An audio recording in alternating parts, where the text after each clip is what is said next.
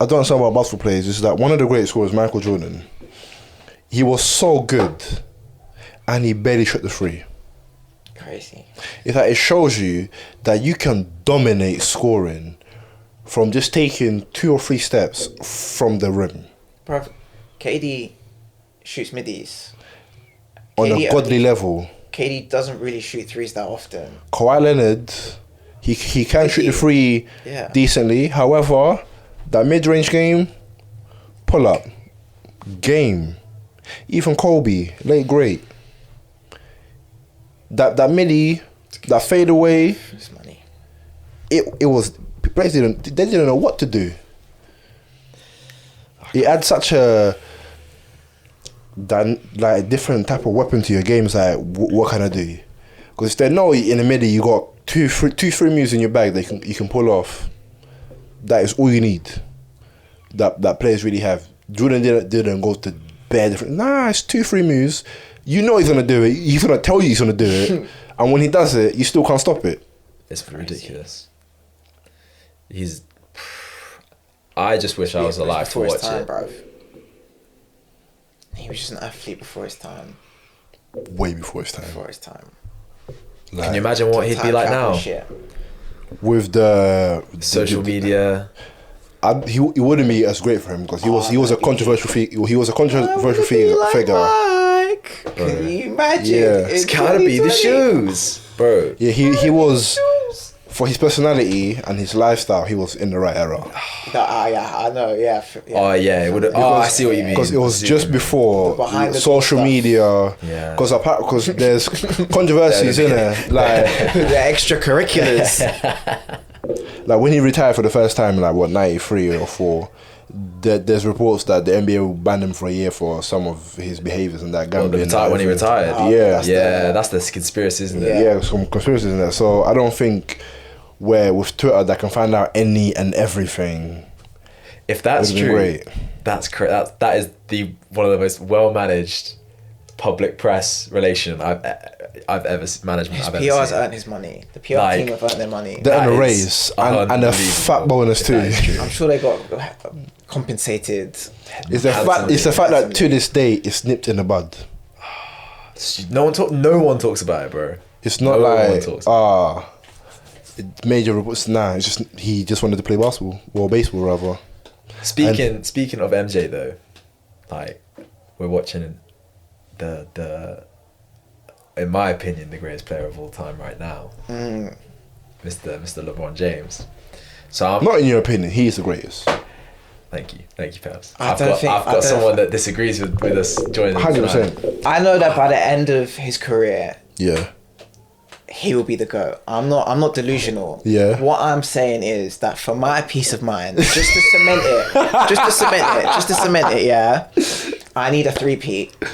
To cement it, 3-peat. Because 7 chips. Because there is no greater dominance in basketball than a 3-peat. And MJ did it twice. Back to back. No. MJ was great. However, I always say this: we cannot count off the greatness of what was around MJ. He had the basketball mind. Brother, and the team that he's playing on now not banging. More than the team. Phil Jackson, bro. Come on, man. You're trying to tell me that the Bulls team was more stacked than this Lakers team in 2021. I think you're out of your mind. You're out of your mind. Are you ready? Thanks. Are you ready? Jordan retired. Do you know how many additional games the Bulls lost? You're acting Wait. They lost an additional 2 games. Do you know what they made it to? The conference finals, a game away from the NBA finals. That's how good that team was without Jordan. I understand. And Black Jesus, as they called him, once he enters the court, from going to a game away from the NBA finals, guess where they're going to go? To slap up any and every team. Yeah. And on top of that, his greatest adversaries and why his record is so good were in the East. Because the team that typically faces the toughest road to the NBA finals has already won it.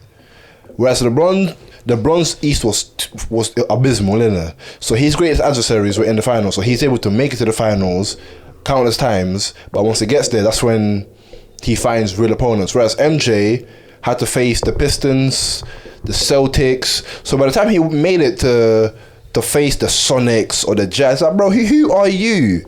I've already faced the legendary teams. Do you know what I mean? 100%. The only real dynasty he faced in the NBA Finals was in '91 when he faced against Magic Johnson and the Lakers. Because at that time, you could say, the Lakers were a bit old. No, they were still at the peak of the powers. They were still dominating.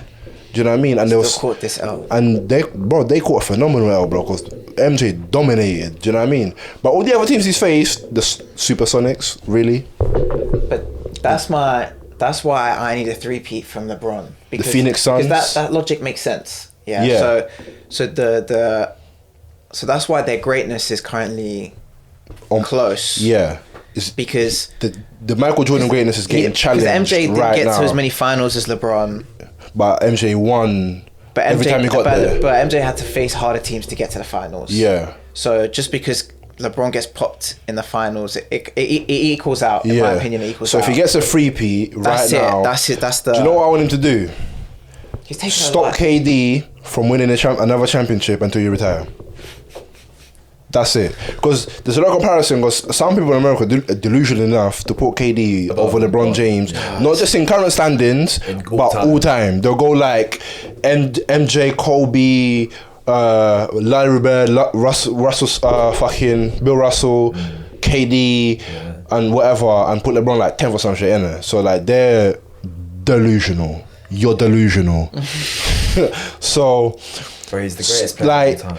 Not like, if not for the rest of your career, this year, stop him from getting a ring when he's got that stacked team and no one can chat to you. But period. You take it from, you have a very cool perspective on this in terms of you've got Bron as the greatest all-round player of all time, which I think is undisputed. Yeah. You take Bron out of any system, it collapses. Like Bron 100%. Bron is a system. Yeah, always. I have a feeling that's not a good thing though. Everyone's saying that LeBron makes people better, but when he leaves, they can't do anything. So how is that making people better? He makes him better. Surely, if he made them better, then it's not that. It's the like improvement will be long term. He's like a power up. Do you know what I mean? When you play zombies, you get a little power up for that round. He's that power up. So when you're with him and you have that power up, he makes you better player. And he gives you the confidence for you to do more than you would usually do. 100%. However, when he's not there no more and you have to pick up more of the load, you find out that you're not that guy. For example, he made Kyrie's career.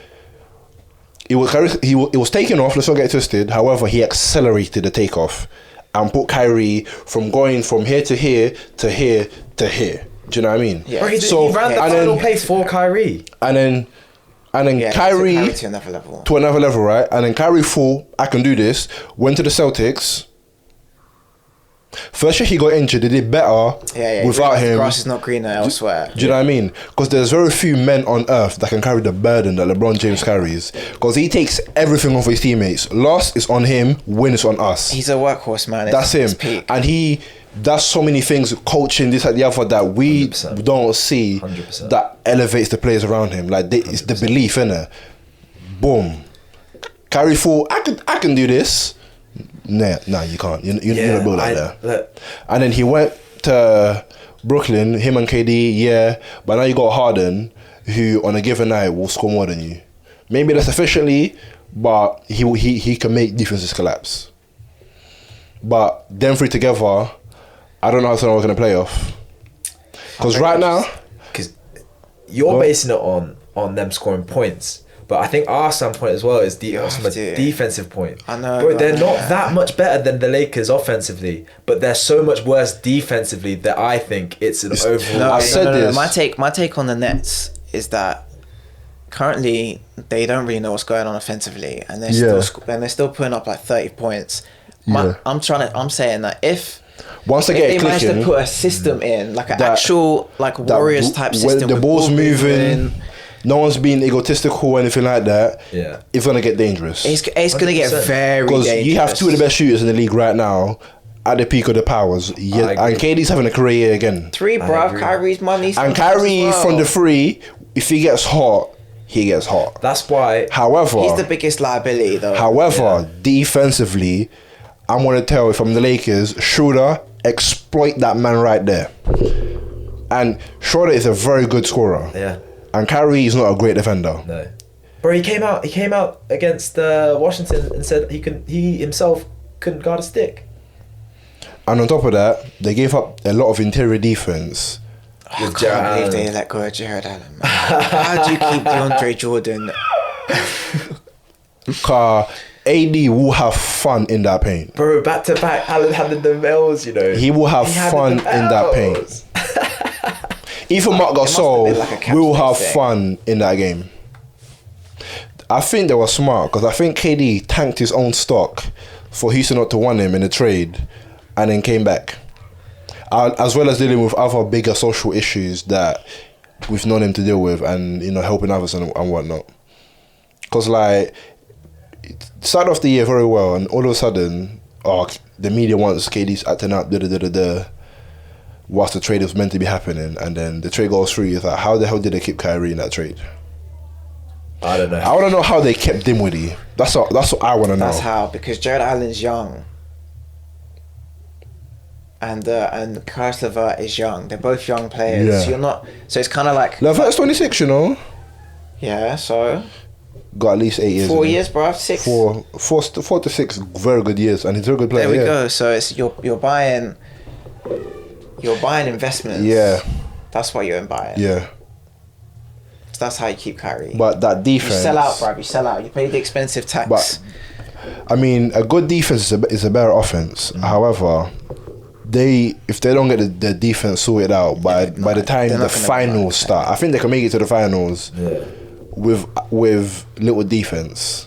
However, in the finals in itself, the Lakers or whoever makes it out of the West, different ball game. It's crazy how quick that team formed though in one season, bro. Who? The Nets. Fam, When you look at LeBron James, hit a free and turned around before it went in, and the league created a super team the next day. The next day, he hit a free, turned around, so it's in. I'm happy for him, man. I'm happy for him. Bro, his shot right now is. He looked hella happy when he pulled it off, man. Went home, was like, "Buddy, you see what I did today?" You try that now. You try that. But what I don't understand is how NBA players, with their athleticism, when he looks down at the ball, how do you not close out quick enough to put a hand up, impede his shots? Because he actually does it best slow. The way he looks at the ball, he looks at it. It pisses me off, man. He waits, pauses. But do you not? And it happens. And then steps back and shots. Do you not think on some level though that the simplest reason for that is that they just don't want to be on a poster? They're already in the video. You're in the frame. You're in the frame. What I'm saying, if you're on the frame, you're probably on a poster. But what I'm saying is, you're saying when he looks at the ball, why aren't they just immediately rushing? Yeah, it's a great tell. But what if he looks at the ball and then just starts running to the basket? It just looks. That's the risk you're gonna have to take. Then you gotta shout help. Yeah, but that's what I'm saying. There is a risk involved. You shout help. Help defense. Bro, he's just too good. And pray that one of your brothers is there to, aid in your recovery. What did he score the other night? 25-10-10 and passed fucking Wilt Chamberlain. All I know is he's doing the nut. Bro, he's passed Wilt Chamberlain. Field goals made. He's passing everyone and everything, innit? Like, bro. So the point where I don't even need to cap no more because he's gonna have every stat for all the major. I believe that. Because he's gonna finish his career with, most likely, if he keeps going at this rate, 40k points, 10k assists, 10k rebounds. That's disgusting. Lifetime career, 40, 10 and 10. That's a triple double right there. Stupid. That's a triple double. That's crazy. He's doing a triple double right there.